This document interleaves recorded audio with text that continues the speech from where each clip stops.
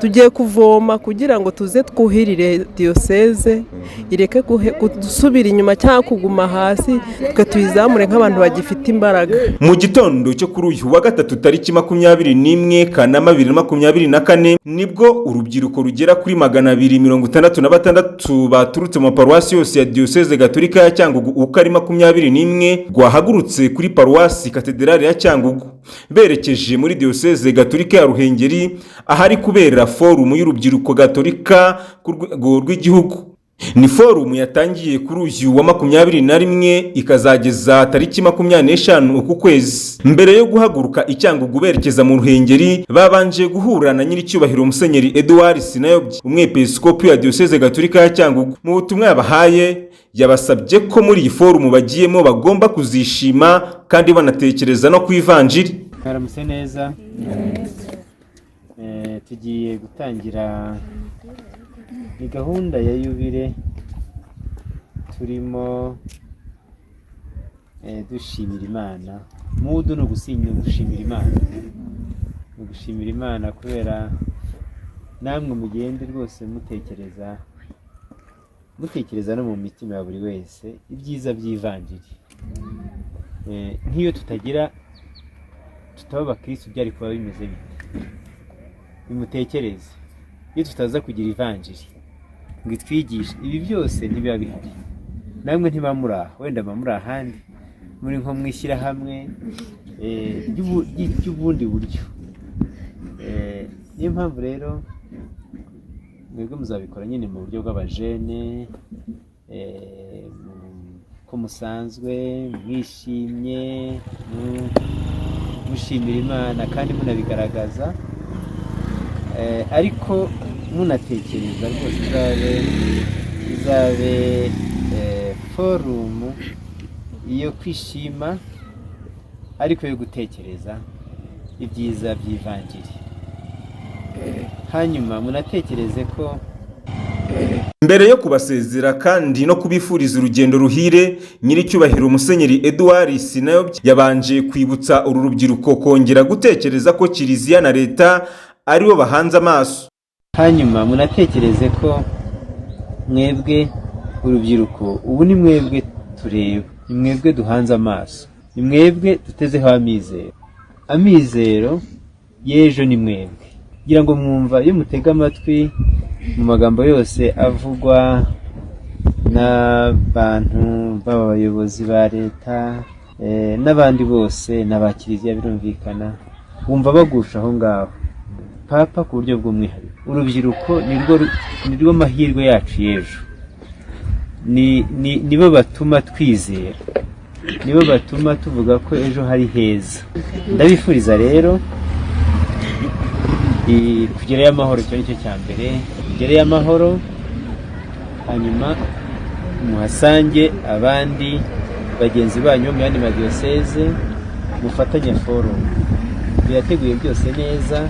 Ku ruhande rwa Padiri Umwanzavugaye Calliope ushinzwe komisiyo y'urubyiruko n'abana muri diyoseze gatolika ya Cyangugu, nawe yongeye kwibutsa uru rubyiruko rw'Icyangugu gukomera ku muco basanganywe wo kwitwara neza muri forumu, cyane cyane bihatira kubaha no kubahiriza imiryango yabakiriye.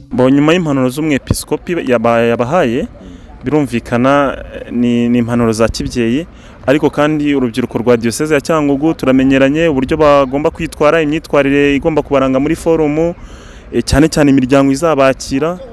Tunabasaba ko rwose bazabyitaho cyane, kubahiriza no kubaha umuryango wabakiriye, cyane cyane bakabagaragariza n'urukundo.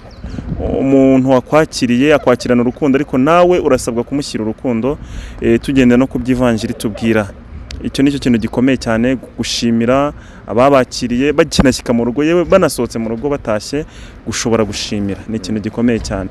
Fortunatus Mushinzimana ho muri paruwasi ya Nyabitimbo, Daniel Manirabona ho muri paruwasi ya Mushaka na Uzamushaka Alphonsine wo ku Nkanka. Ni bamwe muri urubyiruko rugera kuri 266 baturutse Cyangugu berekeje mu Ruhengeri kwitabira forum iri kuhabera. Mu kiganiro bagiranye na Radio Mariya Rwanda bavuze ko kuba Musenyeri Edouard Sinayobye yaje kubaha umugisha no kubifuriza urugendo ruhire ari impamba yabahaye izabatera imbaraga zo kuvoma aho bagiye bakazaza kuhira diocese yabo. Cyane cyane umuntu nk'uriya twese dufata nk'umubyeyi wacu tuvomaho, iyo tubonye nyine aje akaba yadushyigikira akatubwira ati bana banjye ati mbahaye umugisha timugire amahoro, rwose natwe tuba twumva turi fier, tuba twumva turi kubigendera nk'uko abantu b'iki gihe babivuga, tuba twumva bidushimishije cyane nyine tukaba imitima yacu irishimye kandi turanezerewe yuko muri twebwe hari nk'abakoze forumu bwa mbere,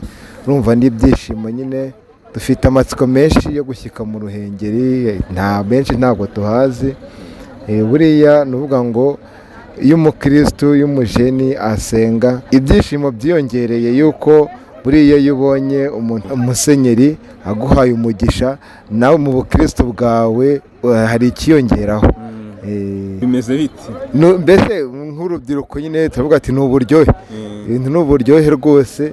Iyo urebye n'imodoka tugiye kugendamo hari navuga ati rwose ni ubwa mbere ngiye iyi modoka ngiye kuyigendamo, urumva ibyishimo ni byinshi, urabona ku maso nyine bameze neza, turakeye rwose. Musenyeri wacu arakoze, Imana imwumvera umugisha kandi bazajya bahora badutegurira ingendo nk'izi, natwe turazishimiye. Twamwizeza ko ibyo ari byo byose tugiye nk'abagiye kuvomerera kiliziya n'igihugu na diocese, tugiye kuvoma kugira ngo tuze twuhirire diocese ireke gusubira inyuma cyangwa kuguma hasi, twe tuyizamure nk'abantu bagifite imbaraga. Uru rubyiruko rugera kuri 266 baturutse muri diocese ya Cyangugu bagiye kwitabira forum y'urubyiruko gaturika ku rwego rw'igihugu iri kuberera muri diocese gaturika ya Ruhengeri. Yatangiye none tariki ya 21 ikazasoza tariki 25 Kanama 2024, ikaba ihuje urubyiruko rwaturutse hirya no hino mu madiocese gaturika mu Rwanda. Theophile Gendahimana, Radio Mariya Rwanda muri diocese ya Cyangugu.